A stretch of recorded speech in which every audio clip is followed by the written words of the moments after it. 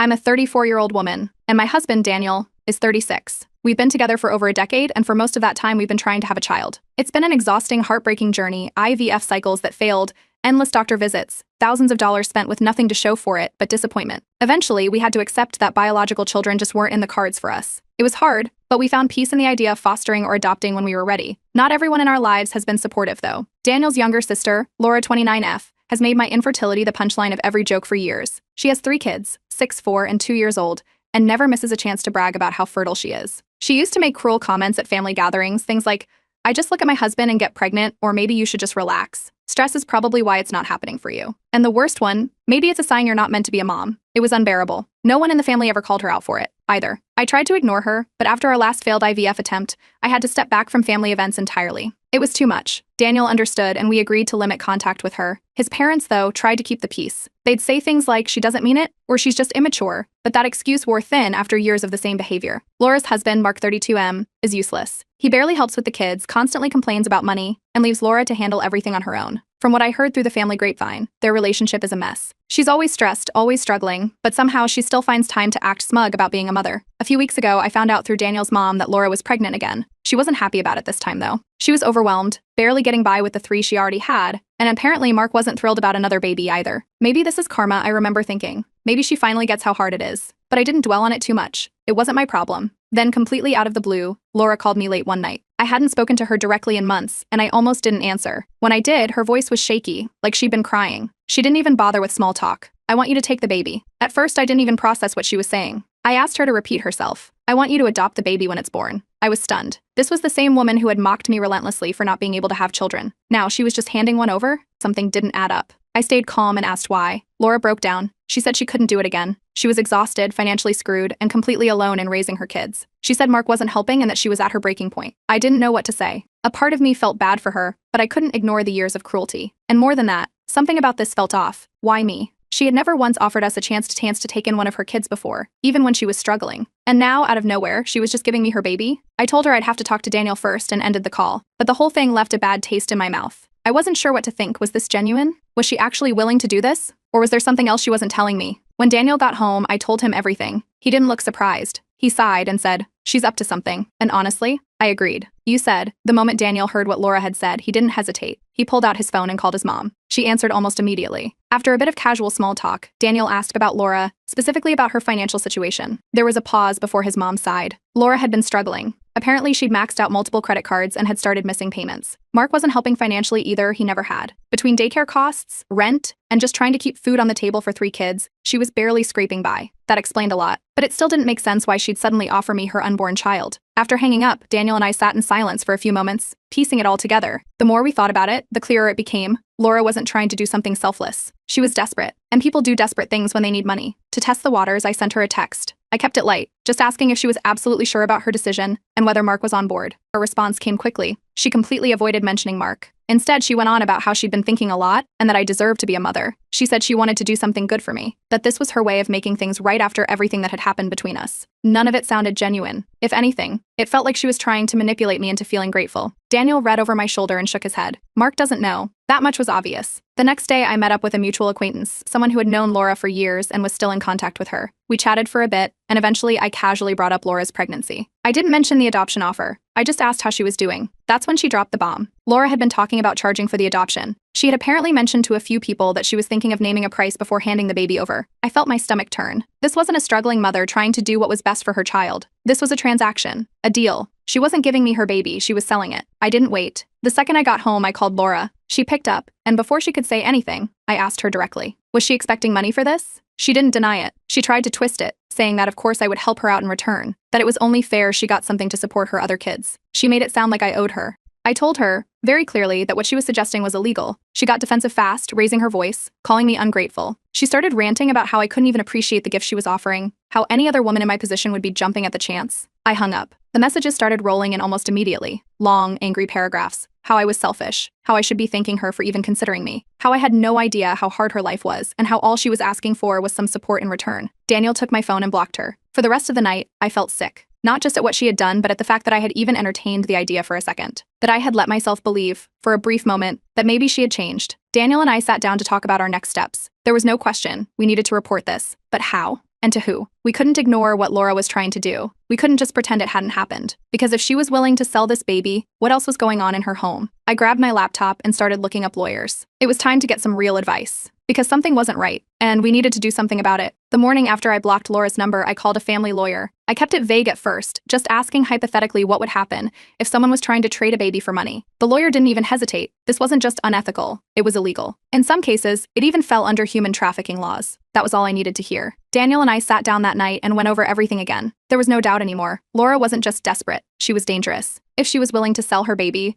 what else was going on behind closed doors? I hesitated for a second. Reporting family to CPS wasn't something I ever thought I'd have to do, but I reminded myself who we were dealing with. I made the call. I reported Laura anonymously. I told them everything, that she had offered me her unborn baby, that she had avoided mentioning Mark, and that we had reason to believe she was expecting payment in return. I also mentioned her financial situation and the fact that she was already struggling with 3 kids. CPS took it seriously. They asked if I had any proof. I sent them screenshots of Laura's messages, the ones where she made it clear she expected help in return for the adoption. After that, all we could do was wait. 3 days later, Daniel's mom called. She was frantic. CPS had shown up at Laura's house. Apparently, Laura lost it when they knocked on her door. She started screaming before they even asked her a single question, demanding to know who reported her. She immediately accused me. In front of everyone, Mark, the kids, and the CPS workers, she called me a backstabbing bitch. She claimed it was just a joke, that she was never actually planning to sell the baby, and that I had twisted the situation out of jealousy. None of it mattered. CPS wasn't just there for the unborn baby anymore. They were there to investigate everything. That's when Mark finally found out the full story. Up until that point, he had no idea Laura had offered me the baby. She had completely kept him in the dark. When he heard the CPS worker mention that she had been asking for money in return, he flipped. Daniel's mom was crying as she told us everything. Mark had snapped at Laura, asking what the hell she was thinking. She just kept doubling down, saying it wasn't a big deal, that everyone does it under the table. CPS wasn't buying it. They started asking questions about her other kids, about the home environment, about whether she had ever neglected them. That was when things really fell apart. CPS didn't leave that day. They took statements from everyone, neighbors, teachers, even the kids themselves. And what they found, it wasn't good. Apparently, Laura's oldest child had a lot to say. She told them that her mom would leave them alone for hours at a time, that sometimes there wasn't enough food in the house, that she had to take care of her younger siblings because mommy is too tired. CPS flagged Laura for neglect on the spot. When Daniel's mom told us all of this, I didn't even know what to say. This wasn't just about the baby anymore. Laura wasn't just overwhelmed, she was an unfit parent. And now,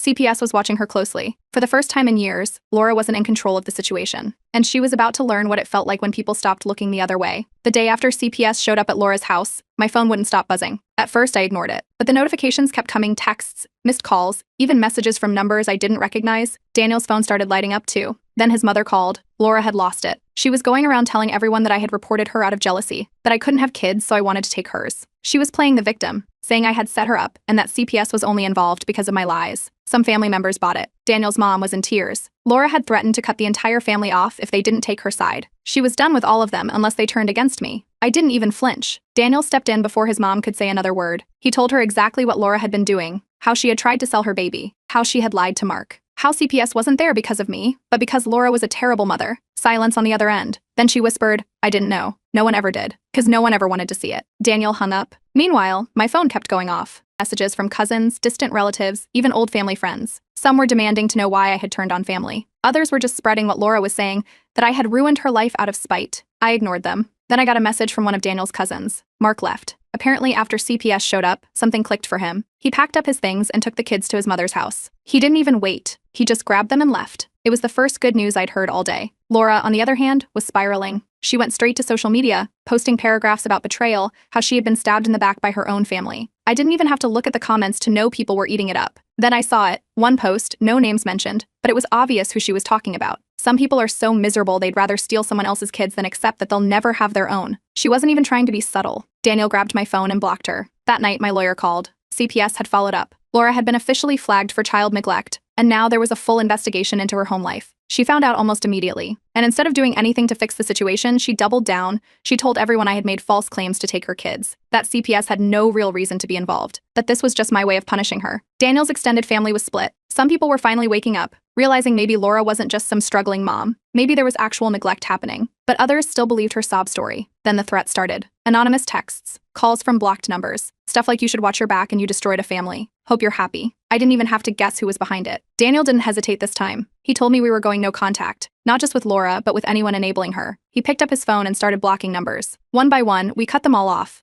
By the end of the night, my phone was finally silent. Laura had lost control of the narrative. And for the first time, she was the one facing the consequences. A few weeks passed. Things had quieted down, at least on our end. The texts had stopped. The calls had died out. Laura had been completely cut off. And for the first time in years, Daniel and I felt like we had some peace. Then Mark called. I almost didn't pick up. But something told me I needed to. He got straight to the point. Over the course of several weeks, CPS continued their investigation. What started as a financial concern escalated when teachers and neighbors provided troubling reports. The oldest child finally opened up, detailing how they often had to take care of their siblings while their mother was gone for hours. The picture that emerged wasn't just one of stress, it was long-term neglect. Mark admitted he had looked the other way. He had been struggling with his own problems, debt, stress, working long hours just to keep the lights on. He thought Laura was just overwhelmed. He didn't realize how bad it had actually gotten. Mark hesitated before admitting something he had never shared before, something he had convinced himself wasn't as bad as it truly was. Years ago, Laura had tried to leave their youngest child with his mother indefinitely, claiming she just needed a break. Mark had brushed it off as stress at the time, but now, he realized it was a pattern he had ignored for too long.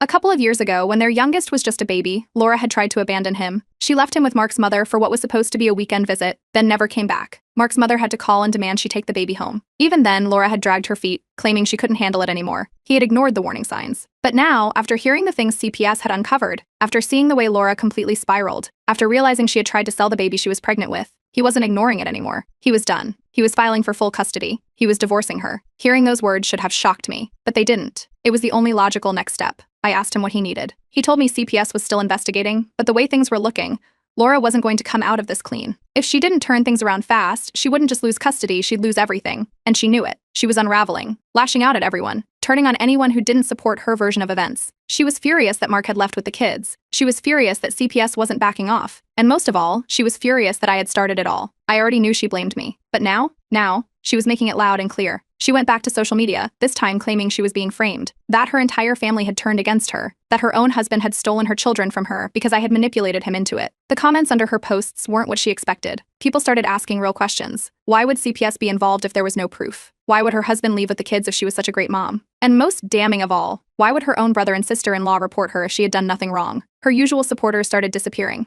Her posts got more desperate. Then, Daniel's parents reached out, clearly torn. At first, they tried to downplay Laura's actions, saying she was just struggling. But as more undeniable proof came in, from CPS reports to Mark's testimony, they had to face the truth. They weren't just disappointed, they were devastated by how far she had fallen. They had spent years excusing Laura's behavior, making excuses for her, trying to smooth things over. But they couldn't deny it anymore. CPS had confirmed the neglect. Mark had left with the kids, and now there was a real possibility she would never get them back. They wanted to know if she could fix this. CPS had already given her the conditions, parenting classes, home inspections, supervised visits. She wasn't doing any of it. She was too busy trying to control the narrative, trying to play the victim, trying to convince everyone that she was being targeted. And CPS didn't care about her sob story. She had a limited window to prove she could be a fit parent. If she didn't take it, they would make it official. She would lose her rights. For good. And at the rate things were going, it was clear she was not going to change. Daniel and I had done what we could. We had exposed the truth. We had protected the kids. But something told me this wasn't over yet. Laura had already shown how far she was willing to go. And now that she was losing everything, I had a feeling she was about to do something worse. A week passed with no word from Laura. No messages. No calls. No new social media rants.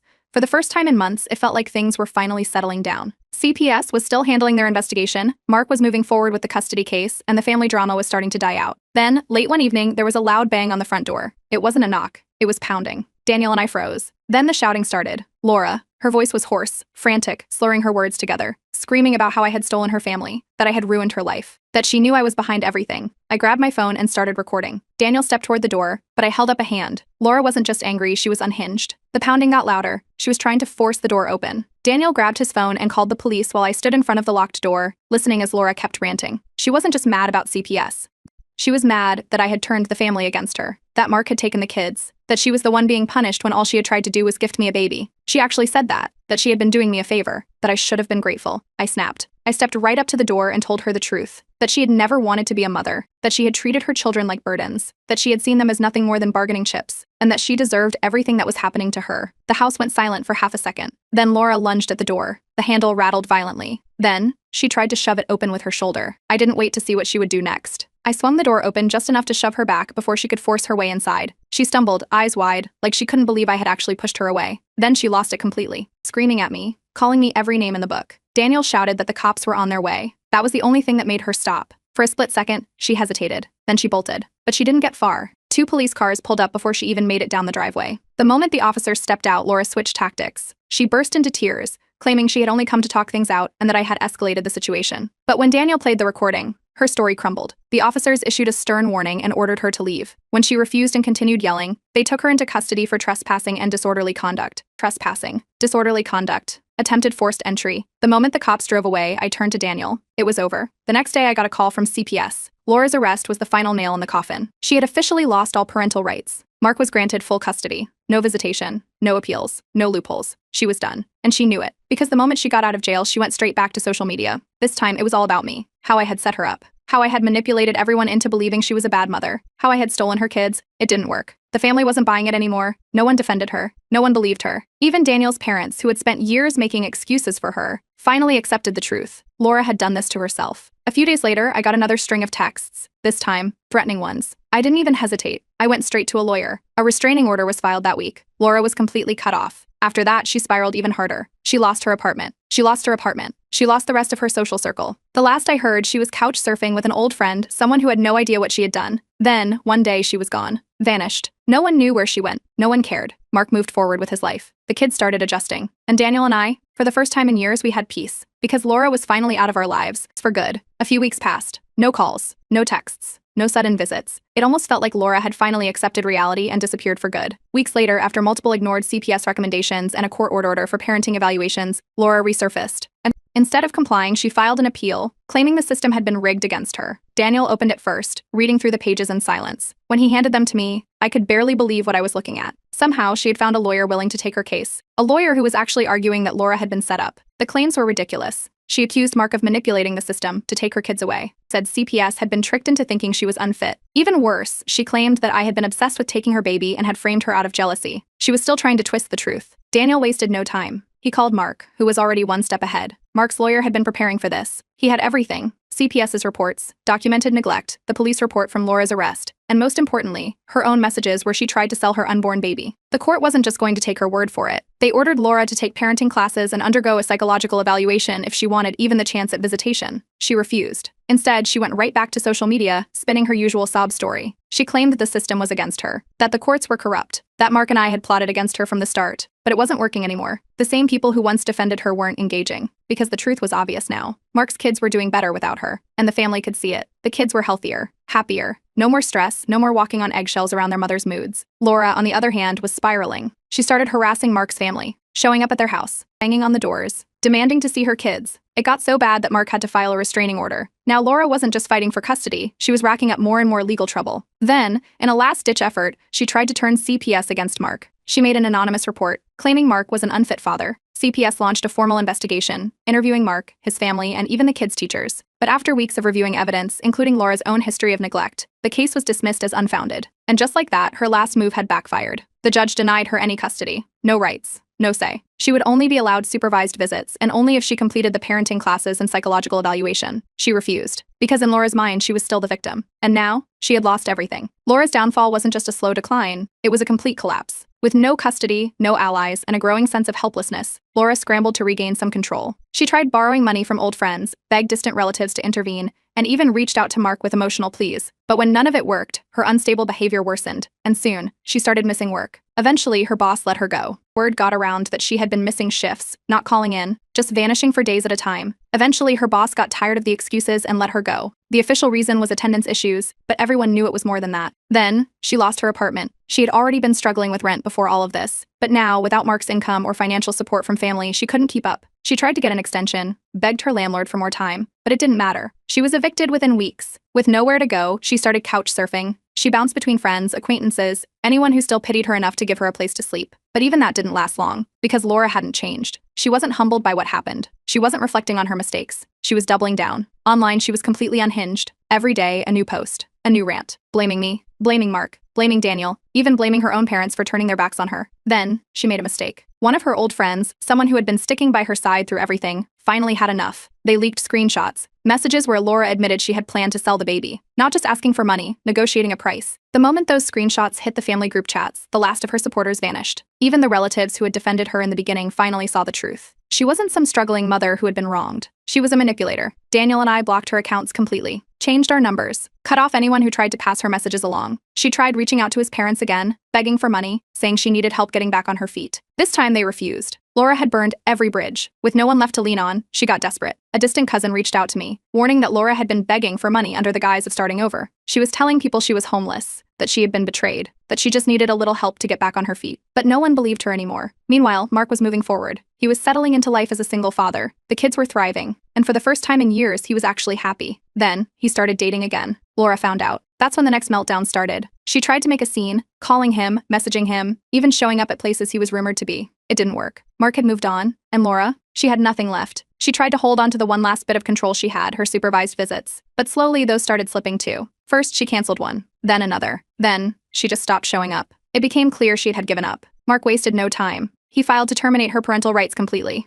No supervised visits. No connection at all. The court agreed. And with that, Laura lost everything. No kids. No home. No family. No support. Laura started bouncing between temporary housing and staying with acquaintances, but as her options ran out, she became more desperate. Some family members heard she was trying to find work, while others claimed she was still making excuses. Eventually, her calls for help went unanswered, and she slowly faded from everyone's lives. All she left behind was a trail of burned bridges and people who had finally seen her for who she really was. A year passed. No more drama, no more chaos, no more Laura. Daniel and I had fully cut ties with the toxic parts of his family. Anyone who had sided with Laura was gone, and honestly, life was better for it. We surrounded ourselves with people who actually supported us, friends, Daniel's parents who had finally seen the light, and Mark, who had stepped up in ways no one had expected. His kids were thriving. His oldest daughter had even started calling me her favorite aunt. Every time I saw them, they looked happier, healthier. No more walking on eggshells, no more fear of their mother's unpredictable moods. Mark had finalized everything. Laura's parental rights were officially terminated. He was the sole legal guardian now. And Laura? She was gone. At least until she resurfaced. One afternoon, I got a message from an old friend of hers. Apparently, Laura was still couch surfing,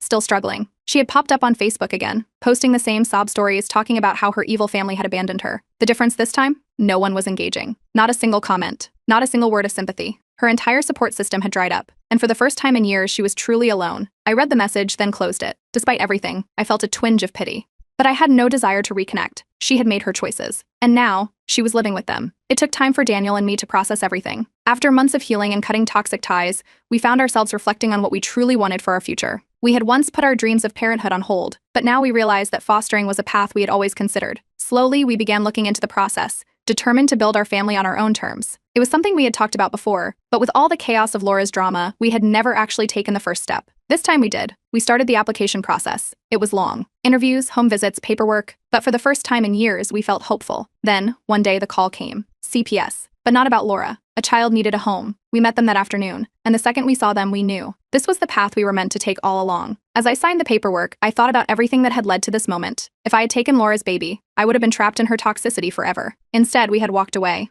And now, Daniel, our new foster child, and I were starting fresh. For the first time in years, life wasn't just peaceful, it was exactly where it was meant to be.